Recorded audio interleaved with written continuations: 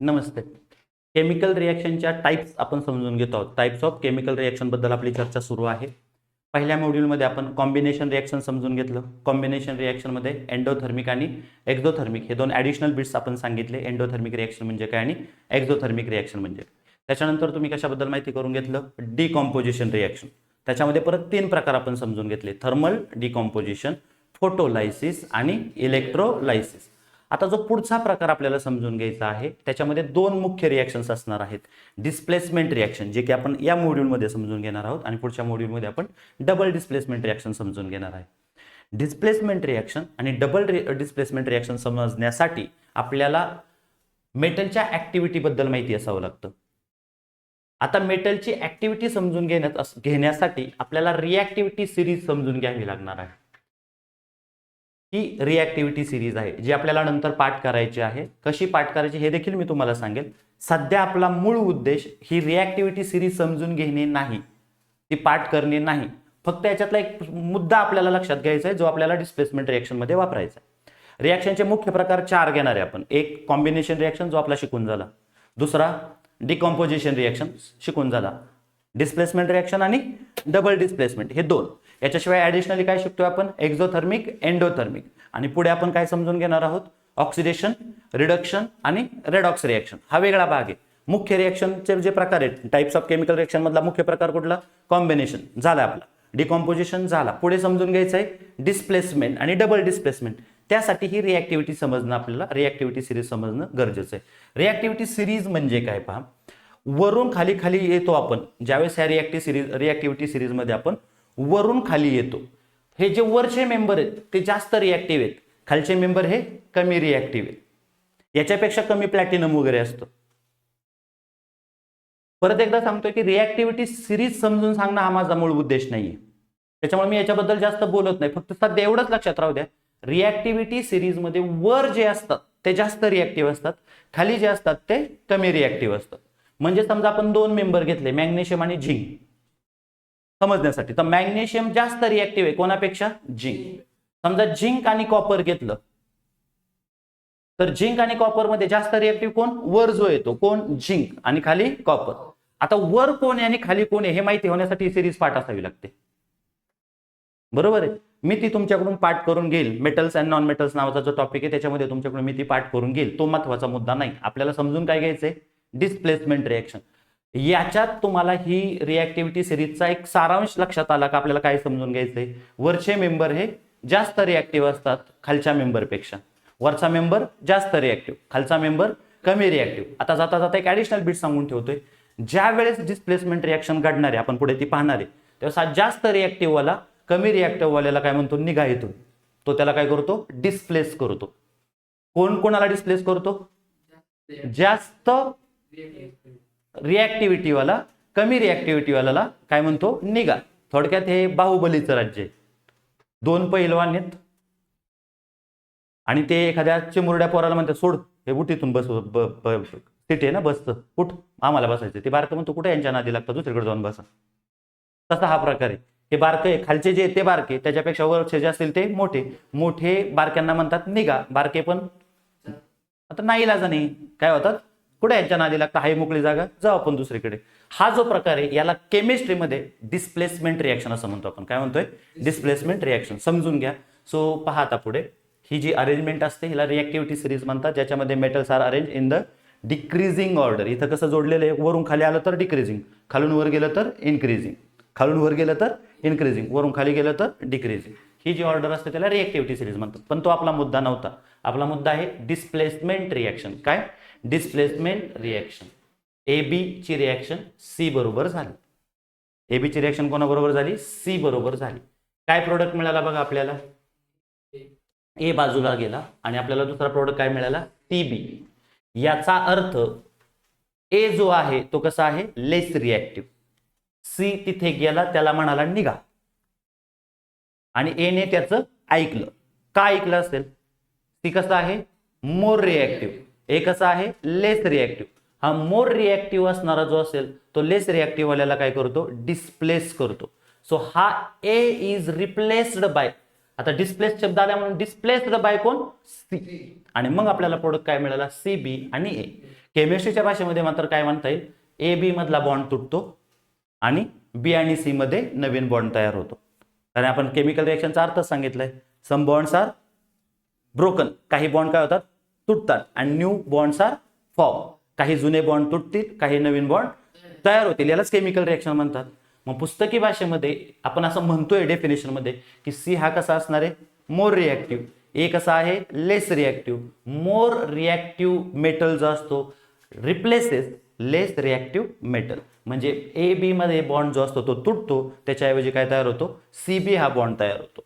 ठीक आहे, पहा पुस्तकी भाषेमध्ये जी काही डेफिनेशन दिलेली आहे डिस्प्लेसमेंट रिएक्शनची ती काय आहे, when a more reactive element, when a more reactive element removes, इथे ए ला त्याने काय केले, रिमूव्ह केले, रिमूव्ह अनादर एलिमेंट, पण त्याची ज्याला तो उचलतो बाजूला सारतो तो कसा असला पाहिजे, हॅव्हिंग लेस रिएक्टिव्हिटी. कल्पना करा सीच्या जागेवर जर डी असता आणि डी हा वर आहे, रिएक्टिव्हिटी सिरीज मध्ये कुठे वर, हल्ला असता का डी, नाही, उलट पण सी काय झाला, लेस रिएक्टिव्हिटी वाला झाला. समजतंय का? डिस्प्लेसमेंट रिएक्शनची सगळ्यात महत्वाची गरज काय आहे, ज्याला डिस्प्लेस करायचंय, ज्याला रिप्लेस करायचंय, ज्याला रिमूव्ह करायचंय त्याच्या जागेवर जो येणार आहे तो कसा असला पाहिजे, हायली रिएक्टिव्ह. कसा असला पाहिजे, आणि जो निघून जाणार आहे तो कसा असला पाहिजे, लेस रिएक्टिव्ह.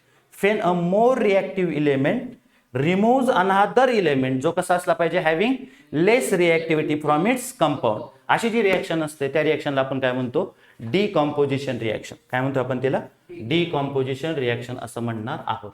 चला एक्झाम्पल सह समजून घेऊ.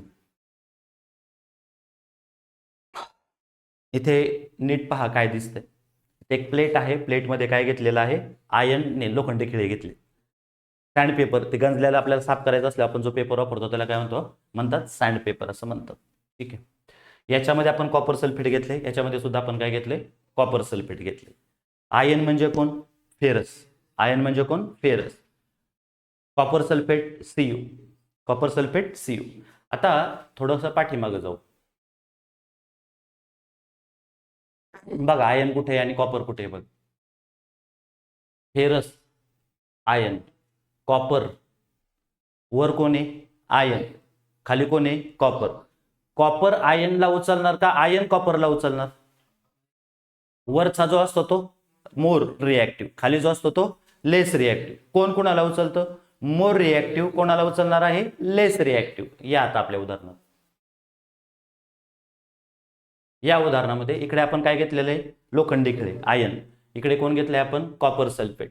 ठीक आहे, आता आपण याच्यात खिळा टांगला, नाही थोडक्यात आयर्नला आपण याच्याबरोबर रिॲक्ट व्हायची संधी देतोय. 20 मिनिटापर्यंत ठेवलंय, थोड्या वेळाने याचा कलर चेंज झालाय.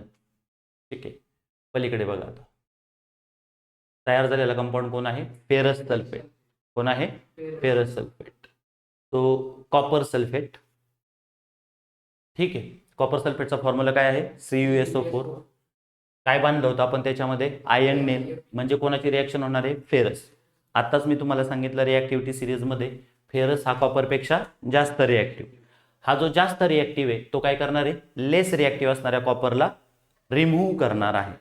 मग इथं कोण येणार आहे, Fe. तो तयार काय झालं, FeSO4. कॉपर सल्फेटचा कलर कसा होता, ब्ल्यू. फेरस सल्फेट तयार झालं, कशावरून ओळखलं आपण, कलर चेंज झाला, ग्रीन कलर मिळालेला आहे आपल्याला, आणि बाहेर कॉपर पडला. So this is example of displacement reaction. Displacement reaction आहे हे जर आपल्याला इल्युस्ट्रेट करायचं झालं तर आपण कसं इल्युस्ट्रेट करणार आहे, फेरस विच इज मोर इलेक्ट्रोनिगेटिव्ह नाही, ferrous which is more active, more reactive than the copper. Ferrous जो की काय आहे, कॉपरपेक्षा जास्त रिएक्टिव्ह आहे. It remove copper from copper sulphate. Copper sulphate मधून तो कॉपरला काय करतो, रिमूव्ह करतो, अँड FeSO4 इज फॉर्म, म्हणजे फेरस सल्फेट और that is iron sulphate is form. समजलं इथपर्यंत? हे आपण सांगितलं, आयर्न जो की जास्त रिएक्टिव्ह आहे, कॉपर जो की लेस रिएक्टिव्ह आहे. आयर्न कॉपरला काय करतो, रिमूव्ह करू शकतो, कारण तो जास्त रिएक्टिव्ह आहे. झिंक आणि कॉपर सल्फेटची रिएक्शन झाली तर काय होईल बघा. आता झिंक कुठे, इथे, कॉपर कुठे, खाली.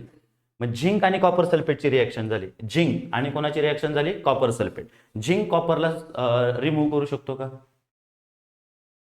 ऑब्विसली करू शकतो. Zinc is more reactive than the copper. Zinc is more reactive than the copper. So zinc, कॉपरला तिथून बाजूला काढू शकतो. म्हणजे इथं काय तयार होईल? Zinc sulphate. काय तयार होणार आहे? Zinc sulphate. कॉपर निघून गेलं, त्याच्या जागेवर काय आलं? झिंक आला आणि मग आपल्याला तिथं कॉपर मिळेल. समजलं? एक गेला आणि त्याच्या जागेवर दुसरा आला आणि त्याला डिस्प्लेसमेंट रिएक्शन म्हणजे झालं शिकून. असं होत नाही. त्याच्या जागेवर जो दुसरा येतो तो कसा असला पाहिजे? मोर रिएक्टिव्ह. जो निघून जातो तो कसा असला पाहिजे? Less reactive.